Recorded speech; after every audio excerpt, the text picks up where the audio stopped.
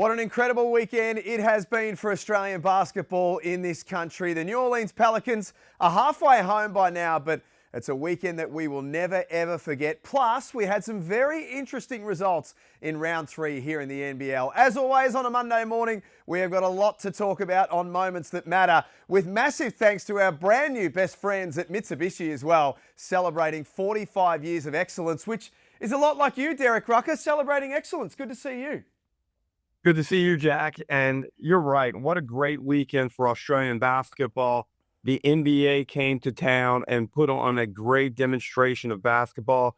And shout out to the 2 Australian NBL teams that did a fantastic job, but in particular, Melbourne United. It was more than just a game of basketball, to be totally honest. And I feel unbelievably fortunate to have been involved in what happened across the weekend. But we had sports fans coming. We had people flying in from interstate, from overseas, in fact, to be there as well. And then, of course, the NBA on the global stage, and in particular back to America. There were so many things to like about it. You know, and the Pelicans did such a tremendous job on their end. The players were very engaging, and Zion Williamson, as a superstar, as an icon to so much of the youth throughout the world, and he saw the love and he received great admiration from our Australian youth, and for him to get it back and just seemed so delighted to be here, and Jordan Poole and Trey Murphy and everyone that was involved in making it a special moment and creating memories for so many here in Australia. It was a spine-tingling moment, Jack. And hopefully, as I mentioned yesterday in the broadcast, hopefully it's the start of a long and prosperous relationship between the NBL and the NBA. So the Southeast Melbourne Phoenix were on the wrong side of it yesterday. They've got a spot that they need to fill. We've spoken about it on this show. 2 players in particular I want to ask you about, though, whose stocks just rose and rose and rose. Number 1, Milton Doyle on Friday night. This guy came out, and one of the things that we always talk about with Milton, Derek, is how much time that he has. Even against an NBA team, he still didn't look rushed.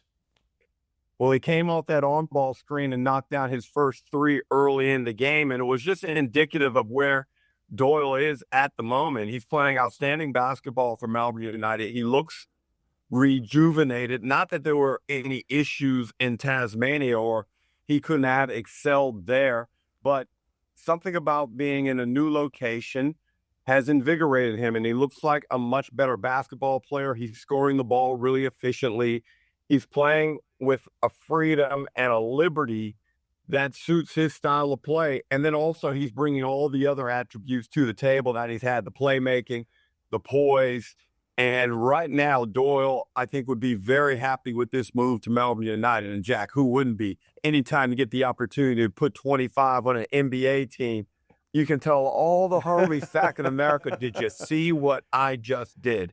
I'm fascinated to see what it looks like when Chris Golding returns as well, and the 2 of them play next to each other. The other is Dash Daniels. I mean, we know that we've only got Dash for 1 year here in the NBL. He will be in the NBA next year. It's just a question of where he's selected. Saw a really beautiful moment after the game, Derek, with both teams shaking hands. Zion Williamson went out of his way to grab Dash Daniels, bring him in for a hug, and you could tell the conversation was something along the lines of, "I'll see you next year, kid." That's right. And the thing that I liked about Dash Daniels' performance was that he stayed on brand. He didn't go out and try and do something that he's not known for or is ready for yet. He went out and defended high-level NBA offensive players and made life somewhat uncomfortable for them. And, you know, as I went through Twitter/X and was looking at all of the reviews about his performance, that was the thing that stood out. But yet, he showed aptitude on the offensive end, the ability to get to the basket, finish in the key. And I think it was a real big moment for Dash Daniels in that NBA game. Massive thanks to the New Orleans Pelicans. They were so gracious with their time, so humble, and we will never ever forget what they did for Australian basketball in Melbourne in the week as well. And we hopefully see them and a bunch of other teams in the years to come as well. Right, let's drill down on Saturday night, because this show is Moments That Matter. This was by far and away the most contentious moment of round 3 here in the NBL. Let's take a look late. Brisbane versus Tasmania. You were there. We'll get your thoughts after we take a look. Magna Magnay, no. Adams pulls down the rebound. Harrison through the chest of Magnay. Offensive foul. Magnay got him again. Gee, he gambled because if he wanted to, Magnay could have held his ground, but he falls backwards. Well, that's a legitimate charge. That's a lot of flopping going on there. Alex Drew, Dukas. what do you want him to do? It's right in the sternum. Alex Dukas walked over to Ken Arick and said, that is the same thing that happened at the other end. Okay, you had the best seat in the house for this one. Block, charge, no call. What was it? Without a doubt, that was a charge. The correct call was made. It was unfortunate with respect to the timing. And in the call, in the broadcast, I think Andrew Gaze and I had a disagreement over it. Andrew felt that over the past couple of seasons, that type of call had been discouraged. It wasn't made regularly in line with trying to discourage flopping. Now, this is a tough one, Jack. Flopping is a tough one. Magnay takes contact, but it's always difficult to assess how much force Tyrell Harrison had. But the bottom line is, in order to get the call, Will Magnay must fall. And that's what he did. The right call was made, and the Bullets, unfortunately, were on the bad end of that one. So, just to go back on, to get the call, you must fall. Is there a part of this then that we shouldn't be rewarding that sort of stuff? That if you are putting mayonnaise on contact, regardless of whether it's the first quarter or the fourth quarter or whatever stage of the game it is, should that call not happen if it's being accentuated? Well, there's an argument to be made for that, because just a play phase before, Josh Bannon off the dribble puts his elbow into Toby Smith-Milner, and it was a no call, and Bannon finishes the bucket and puts Tasmania ahead. So my whole issue is the consistency. I didn't feel like Brisbane got a fair shake on that call when it was clearly an offensive foul. Now, the block charge has been one of the most contentious calls in the history of basketball. I don't think we'll ever get it truly right. The objective, though, is to eliminate the unnecessary falling back, a.k.a. flopping. Did I believe Magnay flopped by the true technical sense of the word? Not at all. Did I think Smith-Milner flopped? Not at all. I think it was just one blown call, one accurate call. It was a tight game. You know what else it is too? It's another road win for the Jack Jumpers. We spoke about it last week on the show. They've gone to Perth and won. They've gone to Illawarra and won. They were favourites against the Brisbane Bullets in this game, no question about it, but it was a tough one, and they could have dropped that one, but they didn't. This Tasmania team, Derek, I'm still not sure that they are getting the credit that they deserve for their start to the season. Well, they're tough, and they always find a way to get themselves back in the game. They were down 9 in the second half, and Brisbane had all the momentum. The crowd was pumped because they got to see these players come off the bench and perform at a level that was surprising, to be honest. And all of a sudden, they get a little spark from Starks, and that's all Tasmania needed. They're one of the most elastic teams in terms of performance and being able to put points on the board when it matters most, just off the slightest little motivation or trigger. And as I mentioned, that trigger was TJ Starks. Yeah, he looks great. I'm sure that Tasmania would love to potentially have him for longer than what he is for the replacement for David Johnson. He does have a contract to go to in China, so it is a short-term thing. But yeah, this guy fitted in straight away. Left-handed, quick, smallish player, but his handle is so tight. And you could see right from the moment he got on the court, he exuded a confidence, and it was clear that Brisbane were going to have a really hard time trying to contain him over the course of his minutes on the floor. And then Scott Roth kind of saw it right away also, and actually kind of reduced Tiger Campbell's minutes in the second half in favor of TJ Starks, and it worked out perfectly for them. In that fourth quarter, Tasmania were down 8 to start that quarter, and Starks went on a little scoring burst and got them into the lead. Now, he got a little bit carried away, which was understandable, and then Scott Roth made another bold move and didn't play him the rest of the game in favor of Tiger Campbell, which probably down the road was a good move to get that victory with Tiger Campbell on the floor, because he is going to be the guy you're going to be relying on in crunch time, and you didn't necessarily have to mess with his confidence in getting this road victory. We've got to give the Brisbane Bullets some credit as well. They go into the game without JFL. They go into the game without Casey Prather. It could have easily been a plus 20-point blowout. They hung tough. Tane Murray was fantastic. Alex Dukas, great. Jalen Adams finally started to look like he was the man to lead this team. It's not all doom and gloom for the Brisbane Bullets at this stage, is it? It isn't yet, but they're 1-3 with a road game to come at Illawarra, who are 0-2. So it's going to be two really hungry teams trying to get a much-needed victory. Now, what is the extent of the Prather head injury? What is the extent of the injury to JFL? When are we seeing these guys back again? Because, Jack, history tells us that 1-5, 1-6, 2-7 is a really tough road to try and drive down in the path to trying to get into a playoff appearance. And keep in mind, the past two seasons, we've had historical turnarounds from Illawarra first, and then last season from Southeast Melbourne. The odds would say it's not likely to happen 3 years in a row. Brisbane need to get some wins on the board ASAP. You know what's the two things in common, or the one thing in common with those two turnarounds, though? Both of those teams, Southeast Melbourne and Illawarra, changed their coach. Brisbane aren't going to be changing their coach, so they're going to have to work this thing out. That's correct. And let's talk about Stu Lash, because we have given him some criticism, not directly at him for his coaching acumen or his lack thereof. We don't know yet. We need to see him coach more basketball games. We've been focused on the dynamic and Vandy leading timeouts and all that. It's been documented. But they're doing a good job with it. You know, like you said, they were in this game. I really like the game plan. I like the confidence and the rotations and the way they approached that game. So, you know, hand clap the Vandy, hand clap the DMAC, and Stu Lash for allowing those guys to step in and do their thing. Also, they are a much improved defensive team, but they will truly be tested facing JaVale McGee down in a fierce sandpit. That is going to be a tough encounter for them. Sydney and New Zealand. Must admit, it seems hard to find positives for either team out of this game, if we're being totally truthful. The New Zealand Breakers, though, Derek, it's early in the season. Are they broken already?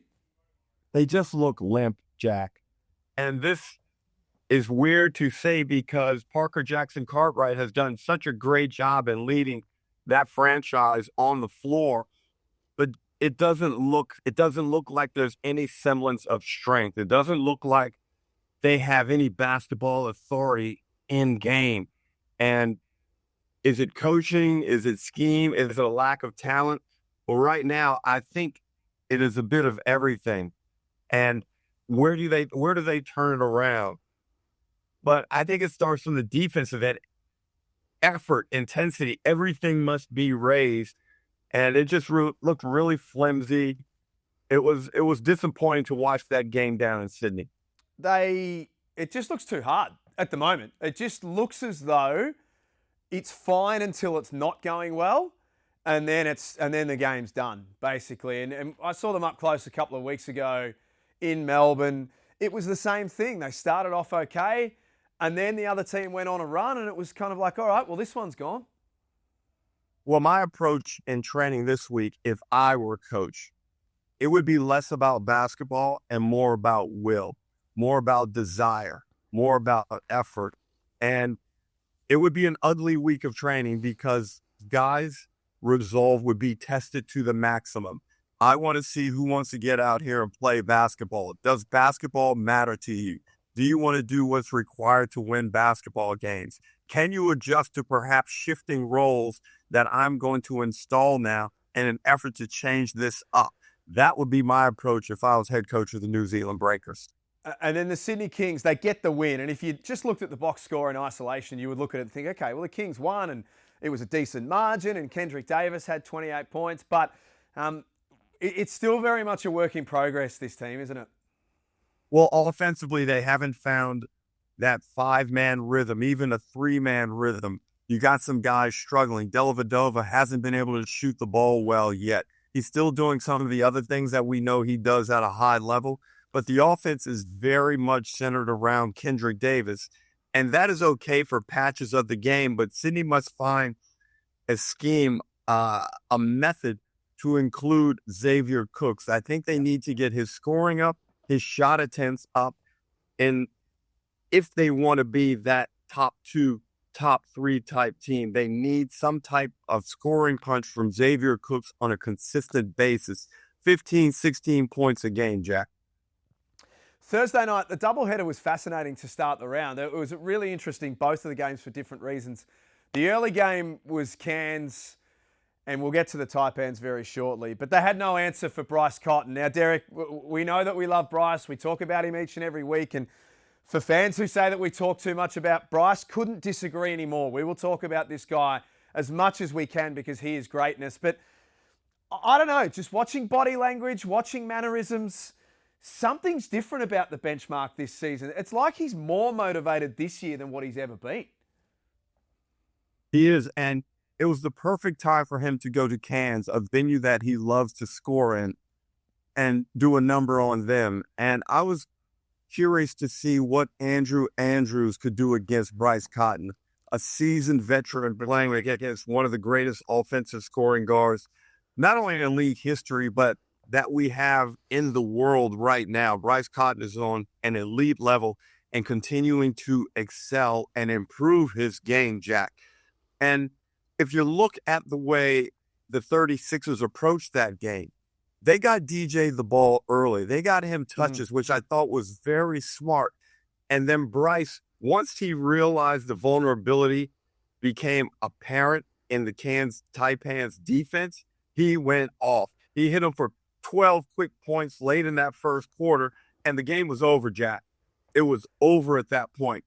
And it's those moments like that from Cotton where he is able to be extremely selective about when he decides to strike and when he decides to basically end an opponent. That is the next level of greatness. First time since 2008-9 season that Adelaide have gone 2-0 to start the year, which is really good for them.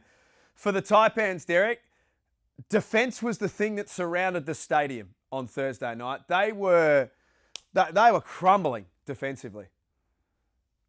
It's some concerning signs here because they've been good in getting that upset victory, and the defense was really tough in Sydney last Sunday.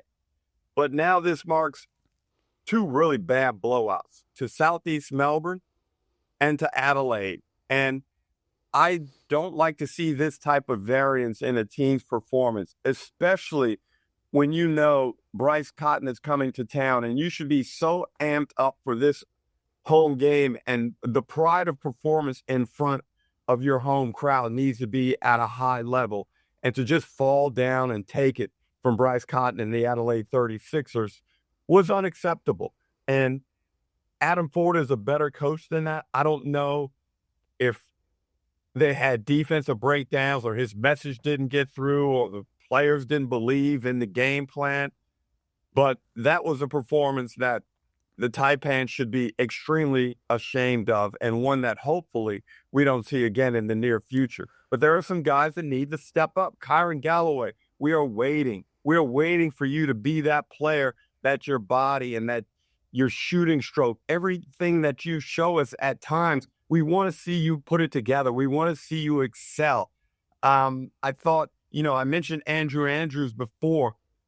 We can't have you leading when it's easy. You've got to lead when it's tough. That's what makes really good players. And I believe he's talented enough to get it done as well. And Rain Smith started to show some signs of being a rookie in the NBL. You've got to find a way to really get consistent, find your shots at the right time.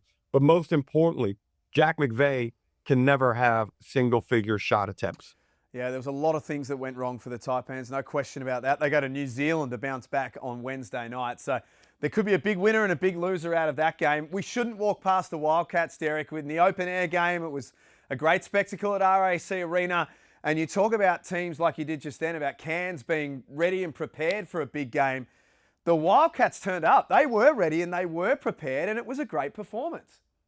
Well, I think John really would have been very happy with that. The Wildcats are extremely improved on the defensive end. Remember how many points they were giving up per game last season? Well, that's a thing of the past because John really has instituted a defensive mindset in that team that allows them to win games like this. The objective is to give the other team no real hope in any game. Make them feel like they don't have a chance of winning this game. Now, Illawarra, of course, they're going to be a good basketball team. They've got talent, and they bit a couple of times, but ultimately this game was never in doubt. And I thought really solid performances across the board. They're starting to find their balance as a team, and now Perth sit at 2-1. They're in a good spot. For the Illawarra Hawks, not panic stations yet for the defending champions, but the big topic for Illawarra right now is the point guard position. And so, perhaps unfairly, a lot of the criticism is going on Ja'Cory McLaughlin, but this is a team that won a championship with a guy like Trey Kell leading the way last year. To your eye, should they be making a change here? No, and I'm on the record back after the Blitz is saying that I thought Ja'Cory McLaughlin could play in the competition. I still feel that is the case. And there's been some calls that perhaps he will be released once Dave O'Hickey comes back into the lineup. I kind of see it as Ja'Cory McLaughlin may actually play better when Dave O'Hickey comes back. And I wouldn't be making any moves on him just yet. I'd give him a good 2 to 3 rounds to play alongside Davo and Tyler Harvey and just see how Davo's presence changes the dynamic. We know how influential a player Hickey can be. So let's give that a chance to come to fruition. Also, Jonah Bolden reappeared the other night out in Perth, but obviously he's still not 100%. Let's see what the whole roster looks like and how McLaughlin suits that before I make any definitive decisions on whether or not I need to move on him. Let's get the thumbs up, thumbs down to finish off. Why don't we start with the negatives this week? Thumbs down? Thumbs down. I'm going to give it to the whole NBL health community. We've got to get everybody healthy, Jack. Every team we go through is dealing with some type of injuries, and it seems to be more prevalent. I don't know it can be done, but I've gone out and I bought a rabbit's foot for the whole league to try and ensure good health for everybody, because the more players we get out there, the greater the league looks, the more competitive the games are, and we don't want to see anyone sitting on the sidelines. It's a terrible thing to have to go through. Wasn't aware that I was hosting the show with a witch doctor, but here we are all the same. My thumbs down, I think, would be for New Zealand Breakers fans right now. If I'm a Breakers fan, Derek, after everything of getting back to the future and getting the fabric and the culture of the Breakers back, what we're seeing so far is not fabric and not culture of a Breakers organisation that won championships and were almost impossible to beat in New Zealand and would always fight. They've got to go, like you say, they've got to go back to the internal stuff and get a bit of the fabric back about the team. Yeah, well, the Brisbane Broncos won the NRL championship last night, and one of the things their coach did was put them in a boot camp early in the preseason, and it was an old school measure. It was something that drew a lot of criticism. I think the Breakers need a mini boot camp, like a 36-hour hit out to bond, to go through tough times together, and just to stimulate their desire to want to compete and get out there and do hard stuff required to win basketball games. Give me a thumbs up. My thumbs up. I can't go past the NBA times the NBL showcase. It was tremendous.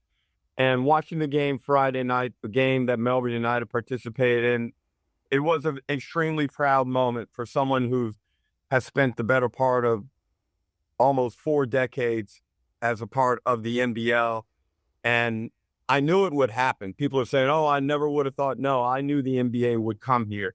But actually to see it happen and the performance that Melbourne United put on to go with it was an outstanding, because so many naysayers were saying, the NBL can't compete. Melbourne United are going to get blasted by 40. Now, look, we know New Orleans are only in their preseason, but the way Melbourne United approached that game, the way Dean Vickerman coached and had his team ready, I thought it was a tremendous badge of honor for the NBL and Melbourne United as a franchise.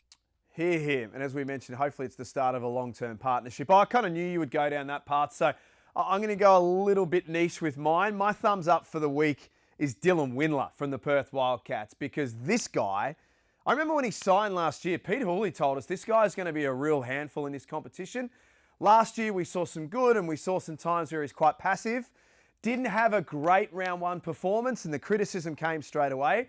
Since then, Derek, he's found a way to get involved offensively, double-figure rebounds on Thursday night as well.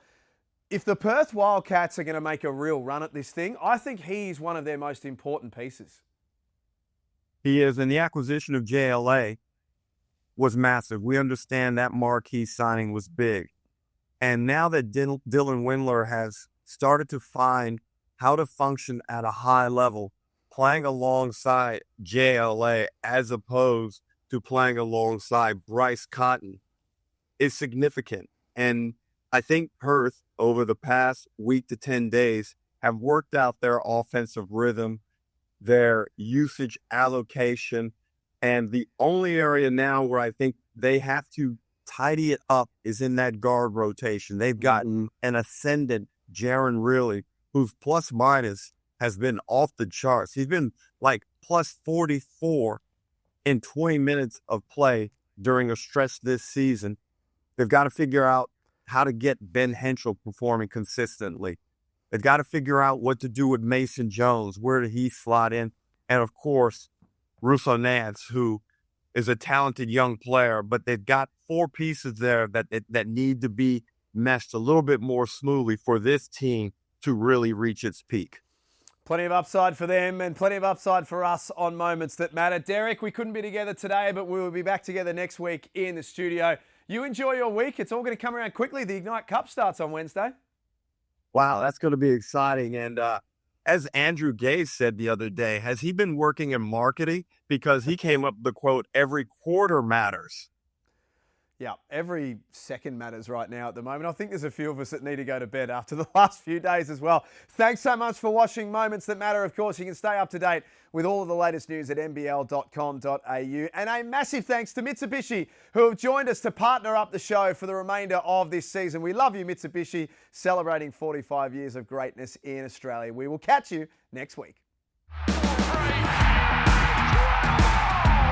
the moments when stars come to